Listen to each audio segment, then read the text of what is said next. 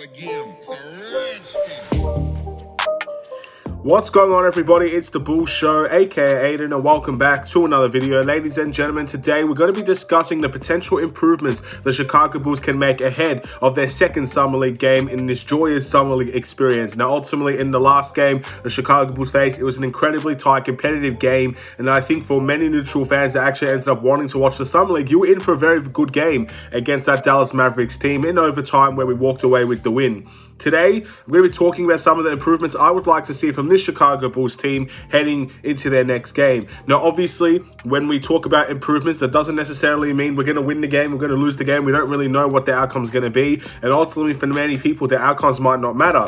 But what does matter, in my opinion, is the gradual improvements these players begin to take. It's only a short period of time in which these players can improve, but improvement is still there to be made. And these young players have a lot to learn. And I hope that from what I saw, especially, again, I'm no expert, I'm not an NBA expert. I can't say what I say is absolutely right or absolutely wrong. But just some of the things that I saw, I would like to see relatively improved upon heading into that next game. But before we get started, please like and subscribe to the Bulls Show. Turn notifications on and let me know in the comments below your thoughts about the Chicago Bulls and their second game of their Summer League experience. Now, the very first one I have to say is that Marko Simonovic will need a lot more help in this game compared to last game. Now, Marko dropped 27 and 13 points alongside with an assist, a steal, and 3 blocks in his last game against the Dallas Mavericks in Summer League. And it's a fantastic score sheet. He works absolutely tremendously hard to get those amount of points and those amount of rebounds and those amount of blocks. And we won based on his hard work,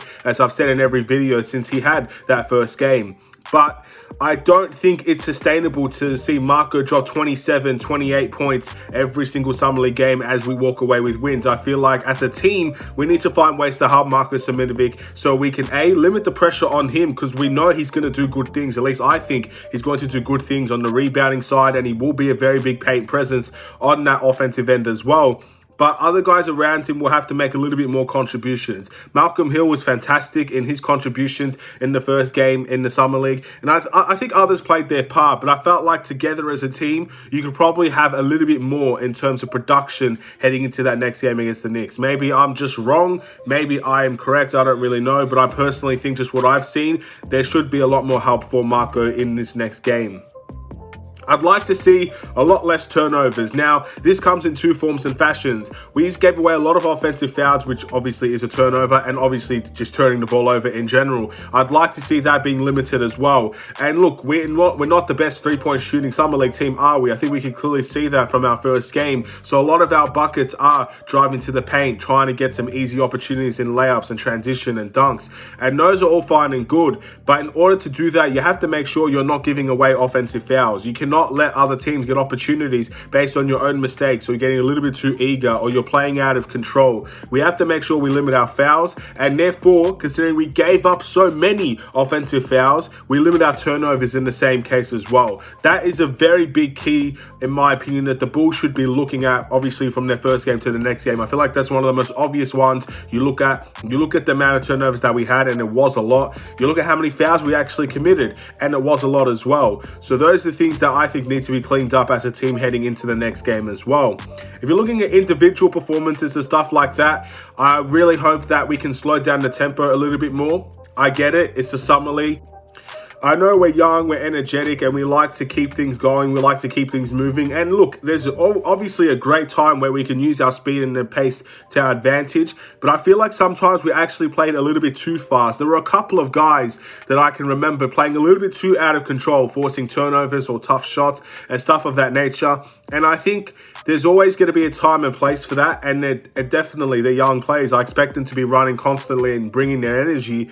But I think for the best of the best players, they actually know how to control the tempo. They know when to slow things down. They know when to speed things up. I'm referring to Dalen Terry in many ways, not necessarily the turnovers, but since he's the main guy on this team, he's going to be the point guard or have the ball in his hands for the majority of the time. I think there's a balance in terms of slowing things down a little bit and potentially speeding things up. He's a very energetic player. He brings 100% commitment and energy everywhere he goes, and you love that from Dalen Terry. But again, it's just a balancing act in my eyes. I'm not saying he can't be energetic or he can't be, I guess, competitive. I'm just saying that maybe there is a time and place where we could just slow it down a little bit, try to get the right option at the right time. Maybe that's just me as well. I feel like at the end of the day, what I saw, some of the mistakes I saw, it's because we were just going too fast and we were getting a little bit ahead of ourselves before we actually knew what the play was all about and stuff like that. I'm not really sure, but that's personally one of the things that I believe the Chicago Bulls should improve as well. I could just say three-point shooting. Let's be honest.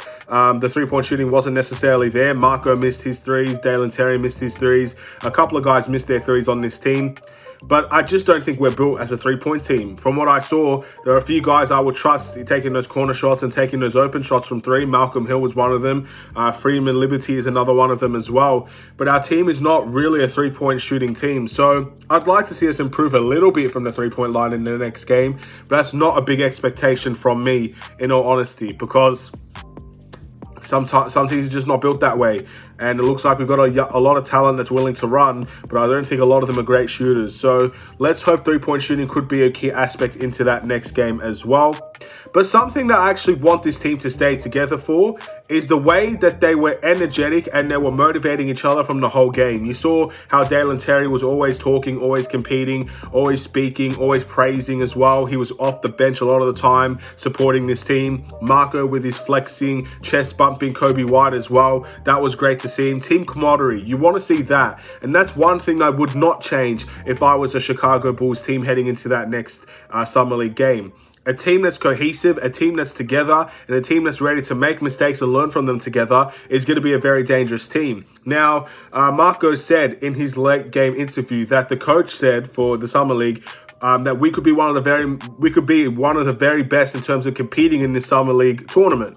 And in order to do that, you have to play together. And the best thing about this, if we do win a couple more games, if we end up winning a lot of our games, if all of our games, let's say, and we end up competing in that Summer League Championship, maybe I'm getting a bit ahead of myself. We'll have to wait and see. Obviously, we've got to take it one game at a time. But let's just say we win this game. We do it together as well. We improve on our mistakes, and obviously we learn from others in the next game as well. If we do that, that's going to mean a lot for our regular season as well. A lot of these young guys are going to be playing together. Dalen Terry will probably be playing with Marco at one stage in the regular season. Justin Lewis will be the same. He's going to get his chance at one point at the NBA level. And these are very important for us. So I'm very, very happy about that as well.